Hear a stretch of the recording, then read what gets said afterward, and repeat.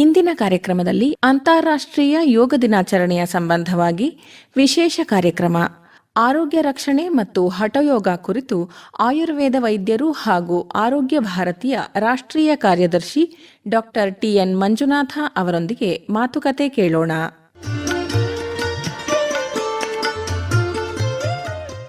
ಕೇಳುಗರಿಗೆಲ್ಲ ನಮಸ್ಕಾರ. ನಮ್ಮ ಆರೋಗ್ಯ ಕಾರ್ಯಕ್ರಮಕ್ಕೆ ಸುಸ್ವಾಗತ. ಕೇಳುಗರೆ, ಯೋಗದ ಬಗ್ಗೆ ಪ್ರತಿ ವರ್ಷ ಜೂನ್ನಲ್ಲಿ ಚರ್ಚೆ ಆಗ್ತಾ ಇರುತ್ತೆ. ಇಡೀ ತಿಂಗಳು ಬೇರೆ ಬೇರೆ ಕಾರ್ಯಕ್ರಮಗಳನ್ನು ಕೂಡ ಹಮ್ಮಿಕೊಂಡಿರ್ತಾರೆ. ಅಂತಾರಾಷ್ಟ್ರೀಯ ಯೋಗ ದಿನ ಜೂನ್ 21ರಂದು ಆಚರಿಸಲಾಗುತ್ತೆ. ಈ ಹಿನ್ನೆಲೆಯಲ್ಲಿ ಇವತ್ತು ಆರೋಗ್ಯ ರಕ್ಷಣೆಗೆ ಹಠಯೋಗ ಹೇಗೆ ಸಹಕಾರಿ ಅನ್ನೋದನ್ನು ತಿಳಿಸ್ಕೊಡ್ಲಿಕ್ಕಾಗಿ ಮೈಸೂರಿನ ಆಯುರ್ವೇದ ವೈದ್ಯರು ಹಾಗೆ ಯೋಗಾಚಾರ್ಯರು ಮತ್ತು ಆರೋಗ್ಯ ಭಾರತೀಯ ರಾಷ್ಟ್ರೀಯ ಕಾರ್ಯದರ್ಶಿಗಳಾಗಿರುವ ಡಾಕ್ಟರ್ ಟಿಎನ್ ಮಂಜುನಾಥ ಅವರು ನಮ್ಮ ಜೊತೆಗಿದ್ದಾರೆ.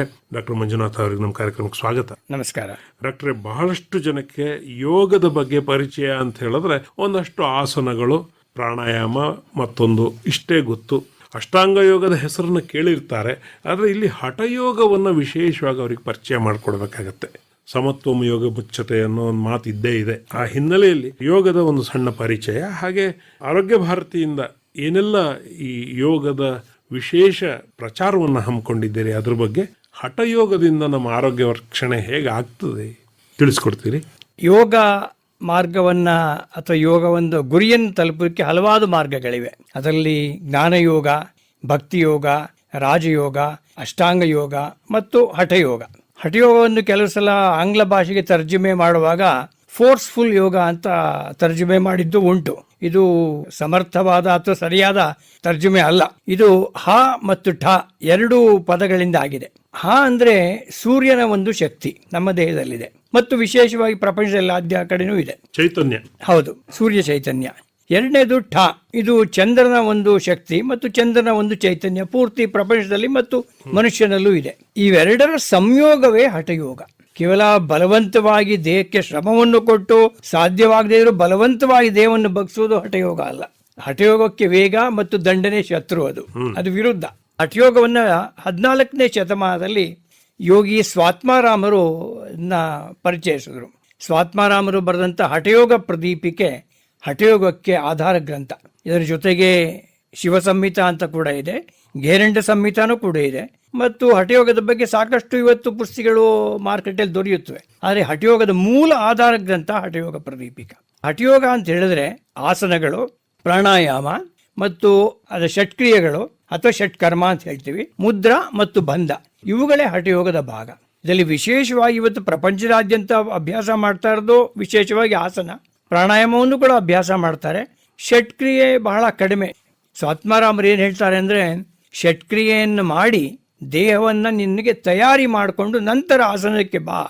ಷಟ್ಕ್ರಿಯೆಗಳಲ್ಲಿ ನೇತಿ ಅಂದರೆ ಮೂಗಿನ ಮೂಲಕ ನೀರನ್ನು ತೆಗೆದುಕೊಂಡು ನಮ್ಮ ತಲೆಯ ಭಾಗದಲ್ಲಿರ್ತಕ್ಕಂಥ ಎಲ್ಲ ದೋಷಗಳನ್ನ ತೆಗೆದುಹಾಕೋದು. ವಿಶೇಷವಾಗಿ ಅಬೌವ್ ದ ನೆಕ್, ಕತ್ತಿನ ಮೇಲ್ಭಾಗಿರ್ತಕ್ಕಂಥ ದೋಷಗಳನ್ನ ಇದಕ್ಕೆ ವಿಶೇಷವಾಗಿ ನೇತಿಯನ್ನು ಉಪಯೋಗಿಸ್ತೀವಿ.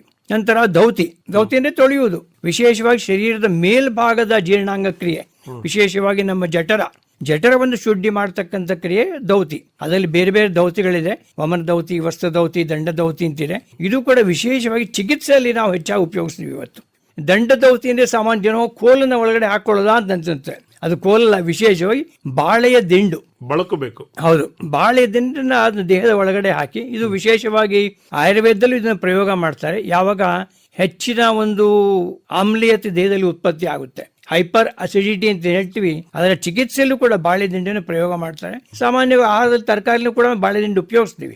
ವಿಶೇಷವಾಗಿ ಹೌದು, ಮೂತ್ರಪಿಂಡದಲ್ಲಿರ್ತಕ್ಕಂಥ ಕಲ್ಲುಗಳನ್ನ ತೆಗೆಯೋದಕ್ಕೆ ಒಂದು ಶಕ್ತಿ ಬಾಳೆ ದಿಂಡ ಇದೆ. ಅಂದ್ರೆ ದೌತಿ, ನೇತಿ, ದೌತಿ, ನೌಲಿ, ನಮ್ಮ ಹೊಟ್ಟೆಯ ಭಾಗದ ಒಂದು ಮಾಂಸಖಂಡವನ್ನ ಬಲಭಾಗಕ್ಕೂ ಎಡಭಾಗಕ್ಕೂ ಮತ್ತು ಮಧ್ಯಭಾಗಕ್ಕೂ, ವಾಮನೌಲಿ, ದಕ್ಷಿಣ ನೌಲಿ, ಮಧ್ಯಮ ನೌಲಿ ಅಂತ ಹೇಳ್ತೀವಿ. ಅದರ ಮೂಲಕ ಹೊಟ್ಟೆಯ ಮಾಂಸಖಂಡಗಳ ಸ್ವಲ್ಪ ಹತೋಟಿಗೆ ತರ್ತಕ್ಕಂಥ ಒಂದು ಕ್ರಿಯೆ. ಸ್ತ್ರೀಯರಿಗೆ ನೌಲಿಯ ಪ್ರಯೋಗ ಹೇಳಿಲ್ಲ, ಆಗುವಂತೆ ವಿಶೇಷವಾಗಿ ಸ್ತ್ರೀಯರು ನೌಲಿಯನ್ನು ಅಭ್ಯಾಸ ಮಾಡಿದ್ರೆ ಒಳ್ಳೆಯದು. ನೇತಿ, ದೌತಿ, ನೌಲಿ, ಬಸ್ತಿ. ಬಸ್ತಿ ಅಂದರೆ ಸಾಮಾನ್ಯವಾಗಿ ನಾವು ಇವತ್ತು ಗರ್ಭಿಣಿಯರಲ್ಲಿ ಪ್ರಸವಕ್ಕೆ ಹೋದಾಗ ಡೆಲಿವರಿ ಟೈಮಲ್ಲಿ ಅವರಿಗೆ ಎನಿಮಾ ಕೊಡೋದು ಉಂಟು. ಆ ಎನಿಮಾವೇ ಬಸ್ತಿ. ಅಂದರೆ ನಮ್ಮ ದೇಹದ ಜೀರ್ಣಾಂಗ ಕ್ರಿಯೆಯ ಕೆಳಭಾಗದ ದೋಷಗಳನ್ನ ಹೊರಗಡೆ ತೆಗೆಯೋದಕ್ಕೆ ನಮ್ಮ ವಿಶೇಷವಾಗಿ ಹೌದು ಪಂಚಕರ್ಮದಲ್ಲಿ ಬಸ್ತಿ ಇದೆ. ಆ ಬಸ್ತಿ ಮತ್ತು ತ್ರಾಟಕ ವಿಶೇಷವಾಗಿ ಕಣ್ಣಿನ ಒಂದು ದೋಷ ಇದ್ರೆ ಅದನ್ನ ಸರಿಪಡಿಸಲಿಕ್ಕೆ ತ್ರಾಟಕ ಬಹಳ ಮುಖ್ಯ. ಇವತ್ತಿನ ಜೀವನದಲ್ಲಿ ನಾವು ಹೆಚ್ಚಾಗಿ ಮೊಬೈಲ್ ಪ್ರಯೋಗ ಮಾಡ್ತೀವಿ. ಸಣ್ಣ ವಯಸ್ಸಿನಲ್ಲೇ ಪ್ರಯೋಗ ಜಾಸ್ತಿ ಆಗ್ತಾ ಇದೆ. ಈ ಮೊಬೈಲ್ ಪ್ರಯೋಗದಿಂದ ಕಣ್ಣಿಗೆ ಸಾಕಷ್ಟು ತೊಂದರೆ ಆಗುತ್ತೆ. ಇದ್ರ ಬಗ್ಗೆ ಸಾಕಷ್ಟು ಅಧ್ಯಯನಗಳು ಕೂಡ ಆಗಿದೆ. ವಿಶೇಷವಾಗಿ ಮೊಬೈಲ್ ಪ್ರಯೋಗದಿಂದ ಕಣ್ಣು ಮತ್ತು ಕಿವಿಗೆ ಸಾಕಷ್ಟು ತೊಂದರೆ ಆಗುತ್ತೆ ಅಂತ. ಅದರಿಂದ ಈ ತ್ರಾಟಕ ಕ್ರಿಯೆ ಅಂದ್ರೆ ನಮ್ಮ ದೇಹದಿಂದ ಒಂದು ಕೈ ಉದ್ದ ಅಥವಾ ಕೈಯಿಂದ ಮಾರು ದೂರ ಅಂತ ಹೇಳಿದ್ರು ಇಟ್ಕೊಂಡು ಕಣ್ಣಿನ ಒಂದು ನೇರ ದೃಷ್ಟಿ, ಯಾವುದೇ ಒಂದು ದೀಪ, ವಿಶೇಷವಾಗಿ ತುಪ್ಪದ ದೀಪ ಅಂತ ಹೇಳ್ತೀವಿ, ಇದರ ಬಗ್ಗೆ ಸ್ವಲ್ಪ ತಪ್ಪು ಕಲ್ಪನೆ ಇದೆ. ನಾವು ಕ್ಯಾಂಡಲ್ ಕೂಡ ತ್ರಾಟಕ ಮಾಡಬಹುದು ಅಂತ ಹೇಳ್ತಾ ಜನ.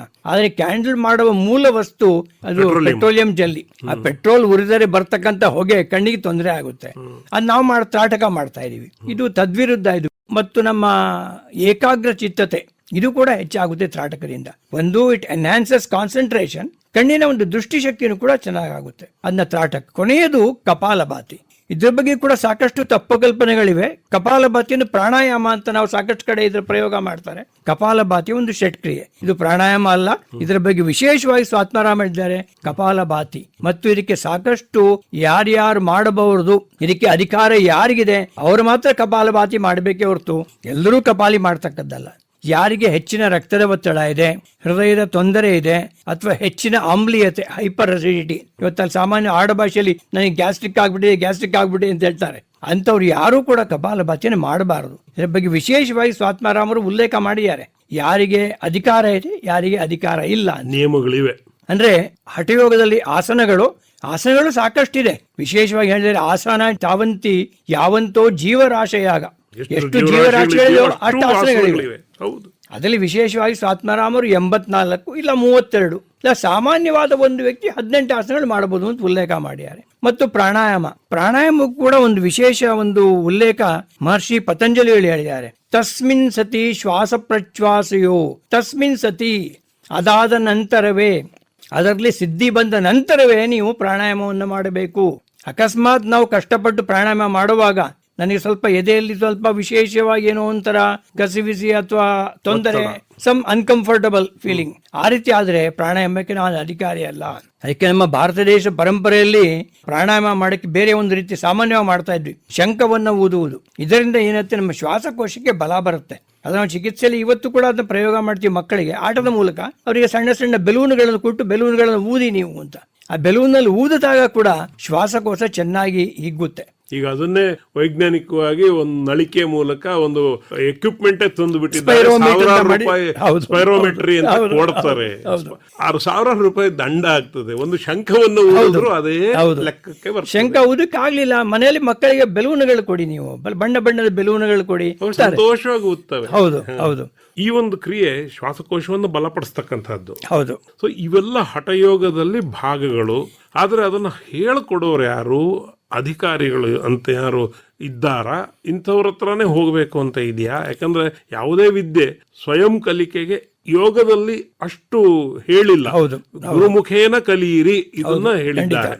ವಿಶೇಷವಾಗಿ ಕೋವಿಡ್ ಬಂದ ನಂತರ ಸಂದರ್ಭದಲ್ಲಿ ಸಾಕಷ್ಟು ಇವಾಗ ಆನ್ಲೈನ್ ತರಗತಿಗಳನ್ನ ತಗೋತಾ ಇದ್ದಾರೆ. ಆದ್ರೆ ಈ ಆನ್ಲೈನ್ ತರಗತಿಗಳು ಹಠಯೋಗಕ್ಕೆ ಅನ್ವಯ ಆಗುಲ್ಲ. ವಿಶೇಷವಾಗಿ ಸಂಗೀತ, ನಾಟ್ಯ ಮತ್ತು ಯೋಗಾಸನ ಗುರುಮುಖೇನ ನೇರವಾಗಿ ಎದುರು ಬದಲಿಗೆ ನಾವು ಕಲಿಯಬೇಕು. ನಾನು ಆಸನವನ್ನು ಮಾಡುವಾಗ ಆಸನದ ಭಂಗಿ ಸರಿಯಾಗಿದೆಯೇ, ಆಸನದ ಭಂಗಿಯಲ್ಲಿ ಯಾವಾಗ ಉಸಿರನ್ನ ತೆಗೆದುಕೋಬೇಕು, ಯಾವ್ದು ಉಸಿರನ್ನ ಬಿಡಬೇಕು, ಅದು ಆನ್ಲೈನ್ ಮಾಡುವಾಗ ನಮಗೆ ಸರಿಯಾಗಿ ನೋಡೋಕೆ ಆಗುದಿಲ್ಲ. ಅದನ್ನು ವಿಶೇಷವಾಗಿ ಆಸನವನ್ನು ನಾವು ಸಾಧ್ಯವಾದಷ್ಟು ನೇರವಾಗಿ ಎದುರು ಬದುರು ನಿಂತು ಮಾಡುವುದು ಒಳ್ಳೆಯದು. ವಿಶೇಷವಾಗಿ ನಾನು ಬೇರೆ ದೇಶಗಳಲ್ಲಿ ಭಾರತ ಸರ್ಕಾರದ ಮೇಲೆ ಕೆಲಸ ಮಾಡುವಾಗ ತಾಷ್ಕೆಂಟ್ ಮತ್ತು ಮಾರಿಷಸ್ನಲ್ಲಿ ಭಾರತೀಯ ಸಾಂಸ್ಕೃತಿಕ ಕೇಂದ್ರದಲ್ಲಿ ಪ್ರತಿಯೊಂದು ವಿದ್ಯಾರ್ಥಿಗೂ ನಾನು ಗಮನ ಕೊಡ್ತಾ ಇದ್ದೆ. ಸುಮಾರು 20-25 ಜನ ವಿದ್ಯಾರ್ಥಿಗಳಿದ್ರು.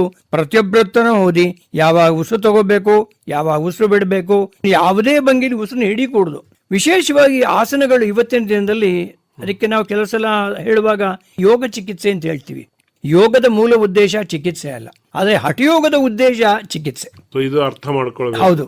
ನಮ್ಮ ಆರೋಗ್ಯ ಸಂರಕ್ಷಣೆ ಮಾಡ್ಲಿಕ್ಕೆ ಯೋಗ. ಹೌದು. ರೋಗ ಬರದೇ ಇರೋ ಹಾಗೆ. ಹೌದು. ರೋಗ ಬಂದಾಗಿದೆ ಅದನ್ನು ನಿವಾರಣೆ ಮಾಡ್ಲಿಕ್ಕಾಗಿ ಹಠಯೋಗ ಬೇಕಾಗ್ತದೆ. ಇದು ಚಿಕಿತ್ಸಾತ್ಮಕ ಯೋಗ. ಇದು ಹೇಗೆ ಹೆಚ್ಚು ಪ್ರಚಾರಕ್ಕೆ ಬಂತು ಅಂತಂದ್ರೆ, ನಮ್ಮ ಪೂರ್ತಿ ಪ್ರಪಂಚದಲ್ಲಿ ಒಬ್ಬ ವಿಶೇಷವಾಗಿ ವಯಲಿನ್ ವಾದಕರಿದ್ರು, ಯಹೂದಿ ಮೆನುಹಿನ್ ಅಂತ.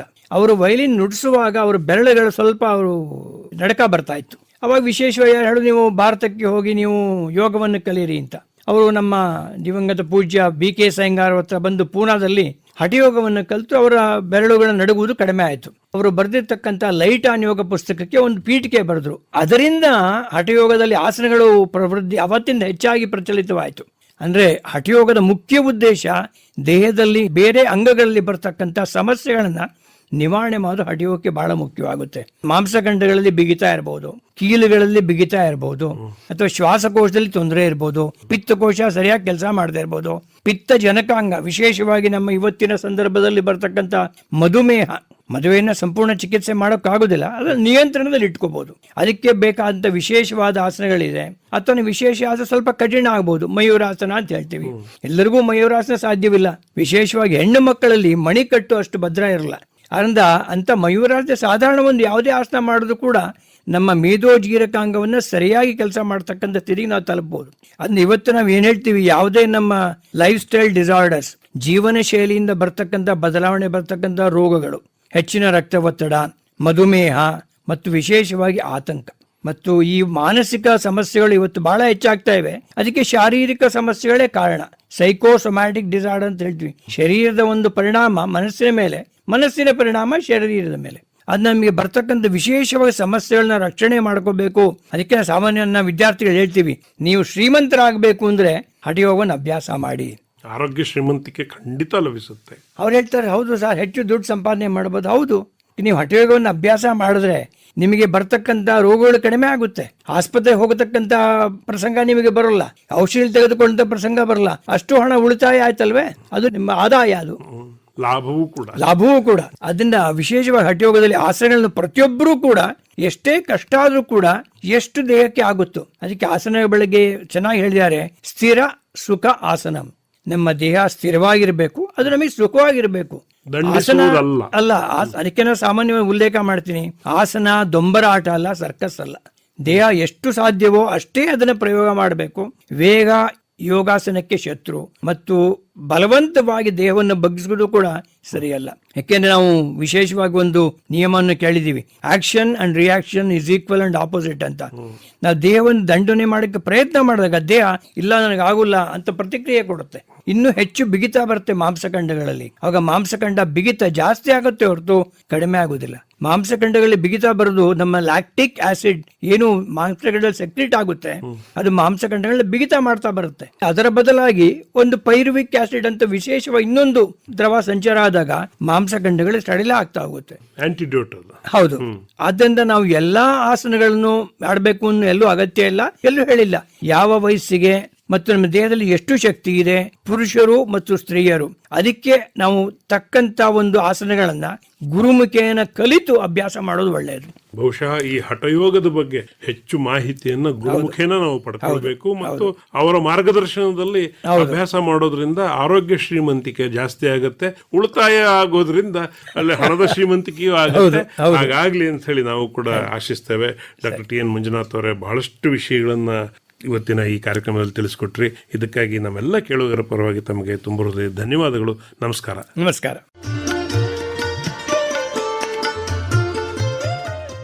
ಇದುವರೆಗೆ ಅಂತಾರಾಷ್ಟ್ರೀಯ ಯೋಗ ದಿನಾಚರಣೆಯ ಸಂಬಂಧವಾಗಿ ಆರೋಗ್ಯ ರಕ್ಷಣೆ ಮತ್ತು ಹಠಯೋಗ ಈ ಕುರಿತು ಆಯುರ್ವೇದ ವೈದ್ಯರು ಹಾಗೂ ಆರೋಗ್ಯ ಭಾರತಿಯ ರಾಷ್ಟ್ರೀಯ ಕಾರ್ಯದರ್ಶಿ ಡಾಕ್ಟರ್ TN ಮಂಜುನಾಥ ಅವರೊಂದಿಗೆ ಮಾತುಕತೆ ಕೇಳಿದಿರಿ. ಇವರೊಂದಿಗೆ ಭಾಗವಹಿಸಿದ್ದವರು ಬೇದ್ರೆ ಮಂಜುನಾಥ್.